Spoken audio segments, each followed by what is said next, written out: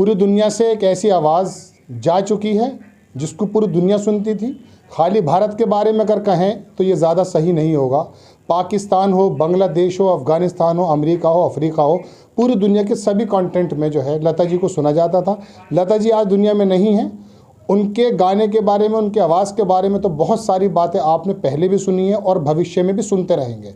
लेकिन एक ऐसा चाहने वाला उत्तर प्रदेश के मेरठ में है जिसने अपने पूरे घर को एक ऐसा संग्रहालय बना दिया लगभग, और लता जी की यादों के अंदर तमाम फ़ोटोज़ और सीडीज़ उस ज़माने की संकलित करके उनको किस तरह से श्रद्धांजलि देते हैं। और दूसरी बात यह है कि उनके गायकी के अलावा जो उनका संघर्ष है उसके बारे में हम बात करेंगे। हमारे साथ हैं गौरव शर्मा जी। सबसे पहली बात तो श्रद्धांजलि के लता जी चलेंगी, पूरा देश दे रहा है, पूरी दुनिया दे रही है, लेकिन आप इसको किस तरह की क्षति समझते हैं, थोड़ा संक्षिप्त में ये बताइए। देखिए, क्षति तो अपूर्णीय है, ये कभी भरी नहीं जा सकती। आप अगर एक सामान्य शब्दों में कहें तो शायद भारत गूंगा हो गया। संगीत के अलावा बाकी अन्य क्षेत्रों में भी बहुत बड़ी क्षति है। सब शोकाकुल हैं, कुदरत भी शोकाकुल है, और दीदी के लिए श्रद्धा है, हम शिष्य हैं तो शोकाकुल ही रहेंगे। दुख है, लेकिन दीदी से ही सीखा है कि दुख की घड़ी में अपने कर्म को भी वरीयता दीजिए, आगे बढ़िए। उनके कौन से कर्मों से गायकी के अलावा आप ज़्यादा प्रभावित हैं जिसकी वजह से आपने तमाम ये संग्रहालय जो बना दिया है लगभग, वो कौन से आपको आप समझते हैं कि वो कौन सी उनकी कोशिश है और कौन सा उनका संघर्ष है? जी देखिए, 1942 देश आज़ाद भी नहीं था। दीदी की पिताजी की डेथ के बाद में पूरे परिवार का भरण पोषण दीदी के कंधों पर था। आज 12 या 13 साल की उम्र में आप या मैं खुद भी अंदाज़ा लगाएं, और वो भी एक लड़की, और देखिए आज वो भारत रत्न। तो आप शायद उन संघर्षों को आप और मैं बड़ी सहजता के साथ समझ सकते हैं।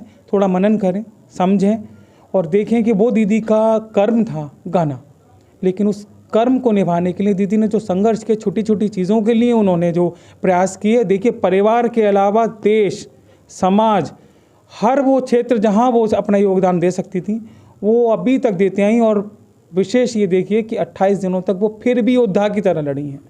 तो आपका कहना है कि गायकी के अलावा जो उनका संघर्ष है वो भी पूरी दुनिया के लिए एक मिसाल है।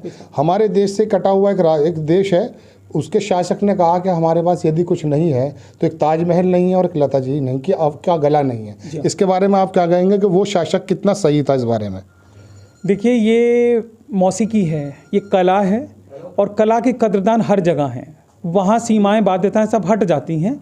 और आप ये देखिए ना कि जो देश किसी और को माने ना माने, दीदी को मान रहे, लता जी को मान रहे, कितना बड़ा सम्मान हमारे देश के लिए है। तो क्षति तो है बहुत बड़ी। आपने अपने पूरे घर को जैसे दिखा सकते हैं कि तमाम उनकी तस्वीरें हैं पुरानी, और वो तस्वीरें भी हैं जो शायद कहीं छपी नहीं हैं, और आपकी मुलाकात भी लगभग आपने बताया कि हुई हैं। उनकी बहुत सारी चीज़ें आपके पास हैं। उसके बाद भी आपको जो तमाम पूरा घर आपको लता जी के फ़ोटोज़ से, सीडीज़ से या कैसेट, पुरानी वीडियो कैसेट से सजा हुआ है, लगा हुआ है।